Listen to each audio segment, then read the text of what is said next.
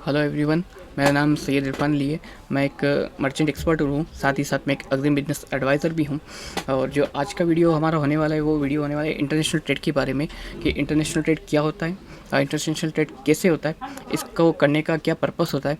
जब कंट्रीज इस international trade को करती है तो इनको इससे क्या बेनिफिट मिलता है, इसकी इंपॉर्टेंस कंट्री के लिए कितनी, इस बारे में बात करेंगे। लास्ट में हम इंपोर्ट एक्सपोर्ट के कुछ एग्जाम्पल्स को देखेंगे। और ठीक है, तो ये आज का हमारा वीडियो होने वाला है इस बारे में।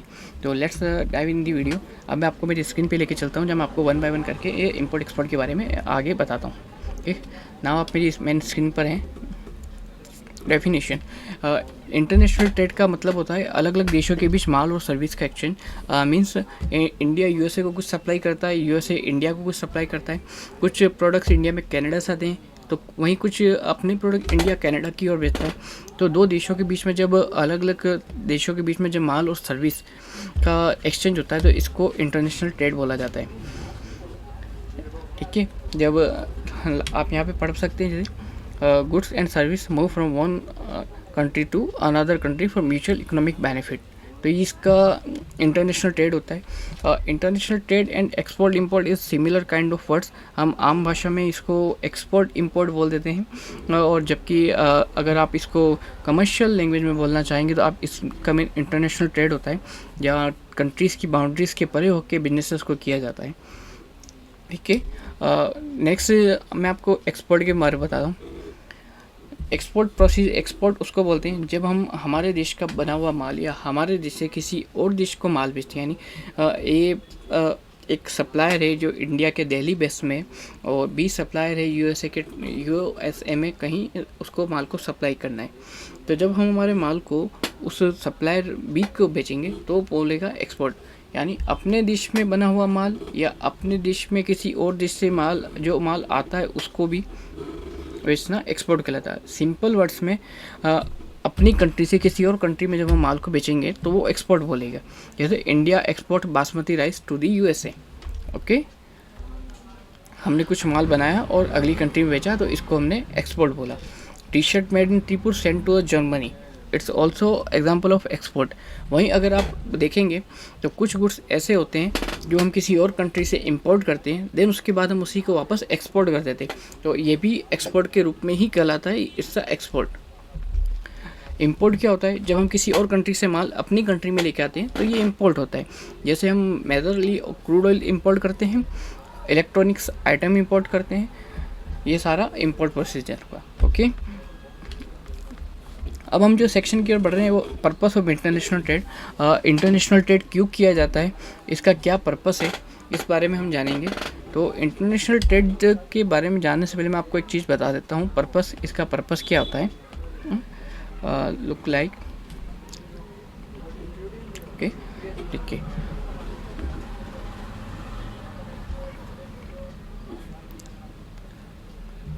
जब भी दो देश आपस में कंट्रीज इंटरनेशनल ट्रेड करती है, या इस कंट्री से उस कंट्री में माल जाएगा या उधर से इस कंट्री में माल आएगा, तो काफ़ी ग्लोबल कनेक्शन बनते हैं। जैसे आप लुक लाइक आप डोमेस्टिक बिजनेस में आइए, मैं माल दिल्ली से लेता हूँ और गुजरात में बेच देता हूँ, तो मेरा दिल्ली और गुजरात दोनों जगह एक कनेक्शंस बन गया। वहाँ की पार्टीज़ के और यहाँ की पार्टीज़ में एक हमारा पीसफुल रिलेशंस बन गया। ठीक है, इसी तरह एफिशिएंट रिसोर्स डिस्ट्रीब्यूशंस होता है। लुक लाइक जैसे कुछ प्रोडक्ट ऐसे ही हैं जो इंडिया में ही होते हैं, कुछ प्रोडक्ट ऐसे ही हैं जो यूएसए में ही होंगे, कुछ प्रोडक्ट ऐसे हैं जो आप रशिया में ही मिलेंगे। तो प्रकृति में ग्लोबलाइजेशन, ग्लोबल लेवल पर अगर आप देखेंगे तो हर कंट्री के पास अपने कुछ रिसोर्सेस हैं। ठीक है, और वो कंट्री उसमें स्पेशलाइज है। तो एफिशिएंट रिसोर्स डिस्ट्रीब्यूशन करने के लिए, जैसे आप समझिए हमें क्रूड ऑयल चाहिए तो इसके लिए हमें मिडल ईस्ट की ओर जाना पड़ेगा, या रशिया पेट्रोलियम प्रोडक्ट्स चाहिए तो हमें रशिया की ओर जाना पड़ेगा। वहीं अगर रशिया को स्पाइसेस चाहिए, एग्रीकल्चर प्रोडक्ट्स चाहिए, तो उसको इंडिया आना पड़ेगा, उसको चाइना की ओर देखना पड़ेगा, उसको यूएसए की ओर देखना पड़ेगा। लुक लाइक सेम, अगर आप जर्मनी, जापान या कनाडा जैसे ठंडे इलाकों में चले जाएंगे तो वो डिपेंडेंट है ऐसे इलाकों पे जहाँ इंडियन एनवायरनमेंट है, वो वहाँ से एग्रीकल्चर प्रोडक्ट्स लेते हैं। उसके बदले में हम कनाडा और जैसे टियर 1 कंट्रीज़ हैं वहाँ से हम इंजीनियरिंग गुड्स लेते हैं, कैपिटल प्रोडक्ट्स लेते हैं। इसी तरह हम हर प्रोडक्ट का एफिशिएंट रिसोर्स डिस्ट्रीब्यूशन करते हैं। इसके लिए मैं आपको ना मेरी स्क्रीन गूगल पे या करता हूँ, आपको इधर से बताता हूँ। यहाँ हम ट्राई करेंगे रिसोर्सेस वर्ल्ड मैप, ठीक है ना, वर्ल्ड मैप।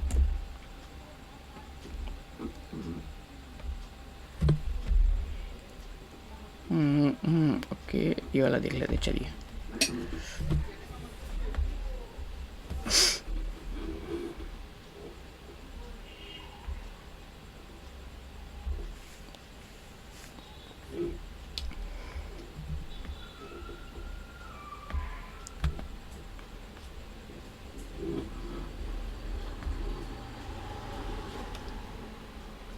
ये देखिए, ये जो ऊपर का एरिया देख रहे हैं ना, ये वाला जहाँ मेरा कर्सर इस वक्त मौजूद है, ये वाला, ये पेट्रोलियम प्रोडक्ट्स के हब है।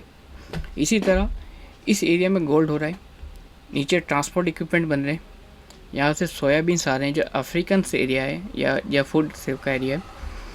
यहाँ प्रॉपर कोल है, ठीक है ना। ये जो ऑस्ट्रेलिया के आजू बाजू जो नीचे के साइड का एरिया आएगा, ये कोल का एरिया।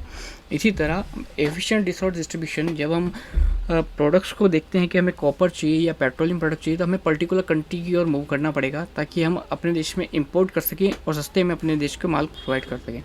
यही है एफिशिएंट रिसोर्स डिस्ट्रीब्यूशन, ठीक है। नेक्स्ट स्लाइड हमारी जो आगे आने वाली है वो है स्पेशलाइजेशन कोलैबोरेशन। अगर आप वर्ल्ड लेवल पर देखेंगे तो हर कंट्री अपने आप में किसी चीज़ में स्पेशलाइज है, वो उसी इंडस्ट्री पे ज़्यादा फोकस करती है ताकि उसका एक्सपोर्ट बिजनेस बढ़े और उसके देश में फॉरेन करेंसी आए और उसके देश को डेवलपमेंट मिले, उसकी इकोनॉमिक ग्रोथ हो। तो हर कंट्री का जो स्पेशलाइज प्रोडक्ट है, जैसे डेवलप्ड कंट्री है, टियर 1 की countries USA, Canada, Australia, New Zealand, ये काफ़ी डेवलप्ड कंट्री, इनके पास टेक्नोलॉजीज अच्छी है, इनके पास लाइफ स्टैंडर्ड अच्छी है, लिविंग स्टैंडर्ड अच्छी है। तो ये चीज़ें अपना आप इन कंट्रीज ने अपना आपको स्पेशलाइज कर लिया किन्हीं किन्हीं चीज़ों में, जैसे टेक्नोलॉजीज में किया, डेवलपमेंट में किया, इंजीनियरिंग्स में किया। वहीं अगर हमारी कंट्रीज़ को देखा जाए तो हम एक डेवलपिंग कंट्रीज़ के अंदर आते हैं, जहाँ हमारे पास प्रोडक्ट्स एंड सर्विस इतने बेटर तौर पे स्पेशलाइज नहीं हो पाई किसी किसी फील्ड में, तो हमें किसी दूसरे देश पे डिपेंड होना पड़ता है जहाँ से हम नॉलेज को ले सकें, टेक्नोलॉजी को ले सकें। तो इस कारण भी इंटरनेशनल ट्रेड को बढ़ावा मिलता है, इंटरनेशनल ट्रेड किया जाता है। और इंटरनेशनल ट्रेड करने से कंट्रीज़ को तो बेनिफिट है ही, साथ ही साथ कि आम इंसान को भी बेनिफिट है कि उसका देश प्रोग्रेस कर रहा है, उसकी इकोनॉमी प्रोग्रेस कर रही है, ठीक है। तो और भी कई कारण हैं इंटरनेशनल ट्रेड के, लेकिन बेसिक्स कारण होते हैं कि इकोनॉमी स्ट्रांग होती है, देश डेवलपिंग कंट्री से होकर डेवलप कंट्री की ओर मूव कर रहा होता है, जीडीपी का लेवल ऊंचा आया हुआ होता है, और हमारे देश में फॉरेन करेंसी आती है, हमारे देश का फॉरेन रिजर्व बढ़ता है। नेक्स्ट आप देखेंगे इम्पोर्टेंस ऑफ इंटरनेशनल ट्रेड्स। जो purpose of international trade export import की वही इम्पोर्टेंस भी है।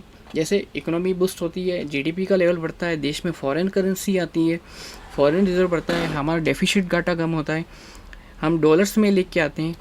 और जब इंटरनेशनल ट्रेड होता है तो उसके बाद एम्प्लॉयमेंट भी बढ़ता है, क्यों बाहर की कंपनीज आके इंडिया में इन्वेस्ट करती है, अपने बड़े बड़े आउटसोर्स वो वेयर हाउसिंग करती है, बड़े बड़े ऑफिस लगाती है, तो वो हमारे यहाँ की लेबर को यूज़ करती है। साथ ही साथ इंटरनेशनल ट्रेड से काफ़ी पॉलिटिकल फ़ायदे भी मिलते हैं, क्योंकि जब हम काफ़ी बार आपने सुना होगा कि जो किसी कंट्रीज़ को अपने सस्ते में माल बेच दिया या सस्ते में गवर्नमेंट अनुदान देके प्रोडक्ट्स को सेल आउट किया, तो इससे एक ग्लोबल लेवल पे एक पॉलिटिकल रिलेशन भी बढ़ता है कंट्रीज़ का। इंपोर्ट एक्सपोर्ट की ठीक है। नेक्स्ट अब हम देखने वाले एग्जांपल ऑफ इंटरनेशनल है। ये कुछ मैंने रियल प्रोडक्ट्स और सर्विस हैं जो ट्रेड होते हैं वर्ल्ड लेवल पे, उसके बारे में कुछ लिखा है, ठीक है। टेक्सटाइल और गारमेंट्स अगर आप जानें तो इंडिया में जो बांग्ला का एरिया, कलकत्ता एरिया, त्रिपुर का एरिया, अगरतला का एरिया, वहाँ टेक्सटाइल और गारमेंट्स का हब एरिया माना जाता है, ठीक है। बॉम्बे तो है ही है, उसके बाद अगरतला में भी टेक्सटाइल और गारमेंट्स अच्छा प्रोडक्ट है, वो इंडिया में होने वाला प्रोडक्ट है और उसका हम वर्ल्ड लेवल पर सप्लाई करते हैं। Look like Europe, USA, Canada. अच्छा, इंडिया का जो कॉटन यार्न का धागा होता है वो हम वर्ल्ड लेवल पर सप्लाई करते हैं। टेक्नोलॉजी जो होती है वो यूएसए टियर 1 कंट्रीज से हम इंडिया में इंपोर्ट करते हैं, अलग अलग टेक्नोलॉजी प्रोडक्ट। लुक लाइक जो गूगल आप यूज़ कर रहे हैं इस वक्त आईटी सर्विस में, वो भी एक प्रोडक्ट है यूएसए का, गूगल का, वो हम इंपोर्ट कर रहे हैं इंडिया में, ठीक है। उसकी सर्विसेज जो आ रही है वो इम्पोर्ट ऑफ दी सर्विस है। लुक लाइक फूड आइटम, जिसमें इंडिया का फर्स्ट एंड सेकंड पोजीशन आता है, चाहे स्पाइस में ले लें, हर्ब में ले लें, एग्रीकल्चर में ले लें, वो हम मिडल ईस्ट में सप्लाई करते हैं, टियर 1 कंट्रीज़ में देते हैं, टियर 2 कंट्रीज़ में देते हैं। मशीनरी एंड टूल्स के प्रोडक्ट्स हम देते हैं। और सर्विस के अंदर भी अगर आप देखना चाहें तो हमारी TCS, इन्फोसिस, विप्रो जैसे बड़े बड़े जो टेक्नोलॉजी जो IT के हब हैं वो अपनी सर्विसेज देते हैं USA में, UK में। और एक जो एक्सपोर्ट इंपोर्ट होता है वो टूरिज़्म के थ्रू भी होता है। जब हमारी कंट्री में कोई टूरिस्ट घूमने आता है तो अपने देश की करेंसी हमारे यहाँ लेके आता है, तो वो फॉरेन करेंसी लेके आता है। जब हमारा कोई पर्सन बाहर की कंट्रीज़ में जाएगा तो अपना रुपया दूसरी कंट्रीज़ को देगा, वो वहाँ पर उसको कन्वर्ट कराएगा। तो ये भी इंपोर्ट एक्सपोर्ट के अंदर ही आने वाली चीज़ है। इंपोर्ट एक्सपोर्ट एक वास्ट फील्ड है, वास्ट वर्ल्ड है, इसमें काफ़ी चीज़ें होती हैं। तो उम्मीद है मैं आपको इंटरनेशनल ट्रेड के बारे में समझा पाया होगा। इन शॉर्ट इस दी वीडियो ऑफ समरी यही है कि international trade means export import. अपने देश में बना हुआ माल और सर्विसेज जब हम बाहर के देशों को सेल करते हैं तो वो एक्सपोर्ट कहलाता है। वही जब हम दूसरे देशों का बना हुआ माल और सर्विस हम अपने देश में लेके आते हैं तो वो इंपोर्ट कहलाता है। और कोई भी कंट्री हमेशा एक्सपोर्ट को ही प्रमोट करती है, इंपोर्ट में सिर्फ वही चीज़ों को प्रमोट करती है जो इस देश में अवेलेबल नहीं हो या हमारे पास रिसोर्सेज अवेलेबल नहीं हो। ठीक है, यह है आज का वीडियो आपको अच्छा लगा हो तो इसको लाइक शेयर करें, कमेंट करें। अगर आपको कुछ पूछना हो तो आप मुझे कमेंट सेक्शन में बताएं। ठीक है, दिस इज़ फॉर आज के लिए इतना ही। मिलते हैं किसी नेक्स्ट वीडियो में अगले चैप्टर के साथ, अगली वीडियो के टॉपिक के साथ। ठीक है, थैंक यू वेरी मच।